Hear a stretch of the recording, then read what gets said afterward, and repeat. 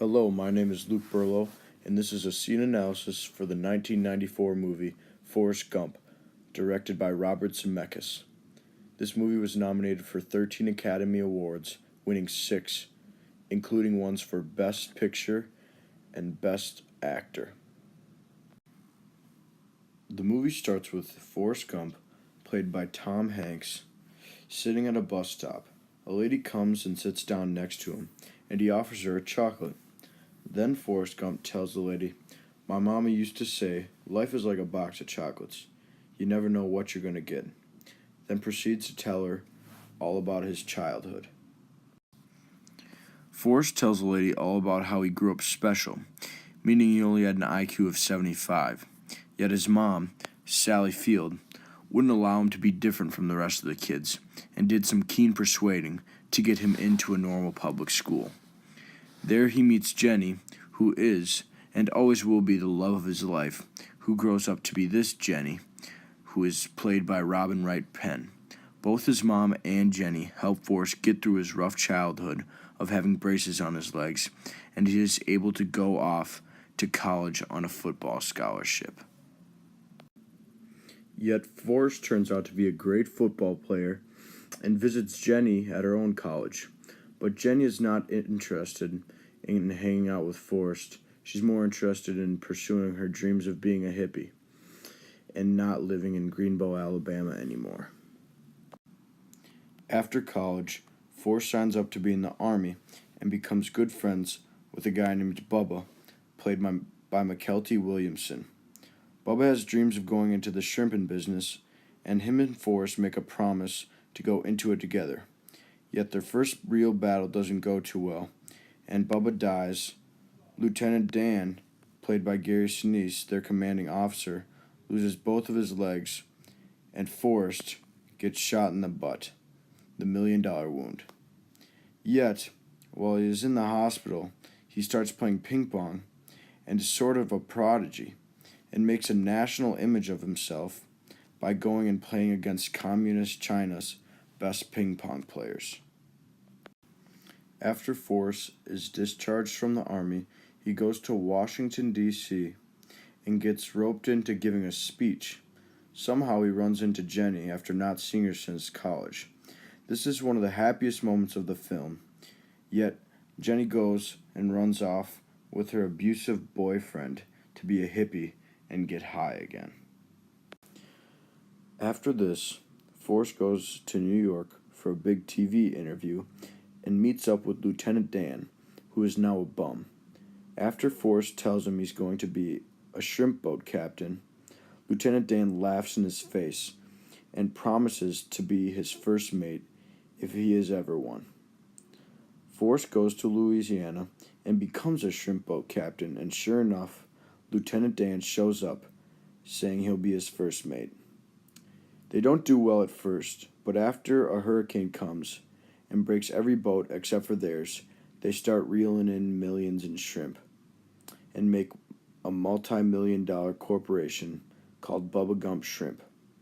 While making this money, Forrest finds out his mom has cancer and stays with her until she dies.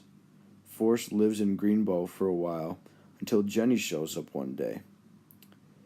And while this is all happening, Lieutenant Dan invested a ton of money into a company called Apple Computers, and they won't have to work anymore.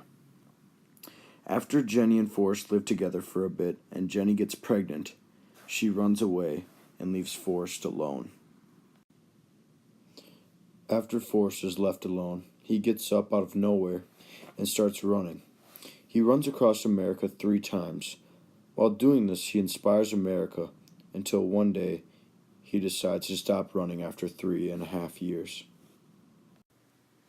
After he gets home from running, he gets a letter from Jenny asking him to visit her, which takes us to present day. Forrest tells the lady he's telling the story of his life to Jenny's address, and apparently it's only a few blocks away. So he runs down there. Yet it turns out Jenny has AIDS and a son, their son, named Forrest. And Jenny, at the end of the scene, asks Forrest to marry her. They head back to Greensboro to get married, and shortly after that, Jenny dies. The movie ends with Forrest sending Forrest Jr. off to school and telling him he loves him. Jenny is gone, his mom is dead. Forrest doesn't know what to do. So he starts running, and he doesn't stop. He runs across his town, his county, then across Alabama, and eventually across America. People get inspired by this, and they want to know why he's doing it. Yet he just keeps telling them he just felt like running. People even come up to him and ask him for favors, like a life coach, and he gives them some pretty great answers by accident. After 3 years, 2 months, 14 days, and 16 hours, Forrest stops running for no particular reason, it appears. He just says he's tired and he wants to go home. But there is something more. This scene is important to the film because it shows how amazing Forrest Gump is as a human being and his inadvertent ways he affects people's lives. It's also important because it showcases the way that Forrest handles his own problems. The scene starts out with Forrest sitting in his mom's old room with the curtains closed, giving a sense of loneliness to the scene. The use of backlighting makes Forrest look more sad, and it makes it look like he's thinking. Then, when Forrest is running, there's a shot of his shadow, which indicates how he's reflecting on his life and the things that have happened in it. Most of the other parts of the scene show Forrest running during the day, and most of the time with the shadow in it to show how he's reflecting on himself most of the time while he's running. The use of framing in this scene shows how Forrest is going through the problems in his life by himself with long shots that make him look alone, but he just keeps on trucking no matter what, just like in his own life, including the mid shots of Forrest showing the blank expressions on his face, how he's not fazed by the amount that he has ran. He just wants to run and think about things in his life.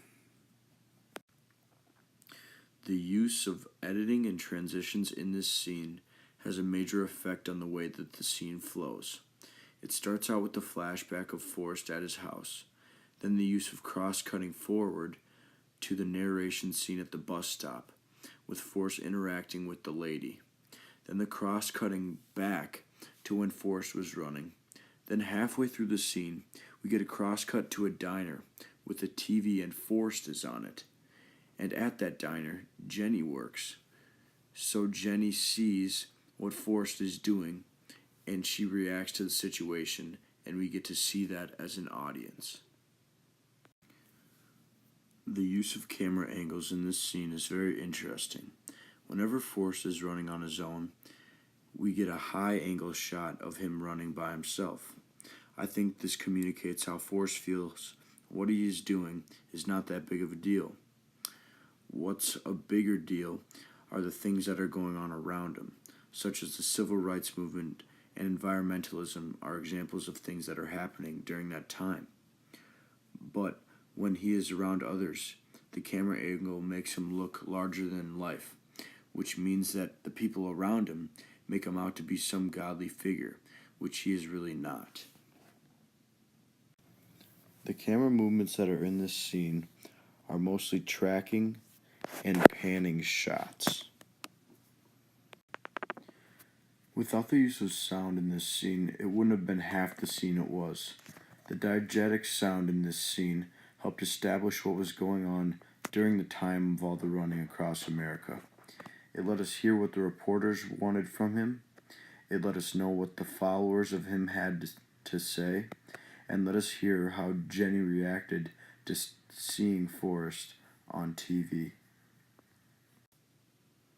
The use of non-diegetic sound was equally as important, though, because it let us know as an audience what Forrest thought of the whole thing by his narration, which was important to the story, and gave us good background music which struck a chord with older audiences that could reminisce about when that Jackson Browne song was popular.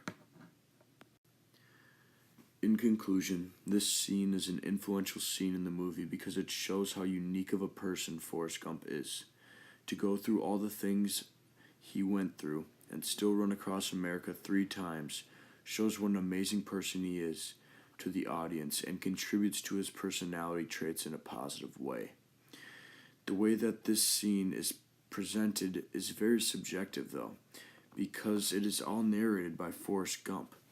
He doesn't think it's a big deal when it really is. From this scene, viewers learn how strong Forrest really is, and throughout the scene, we feel a sense of inspiration and happiness from what he is doing. We are proud to see him do this amazing feat.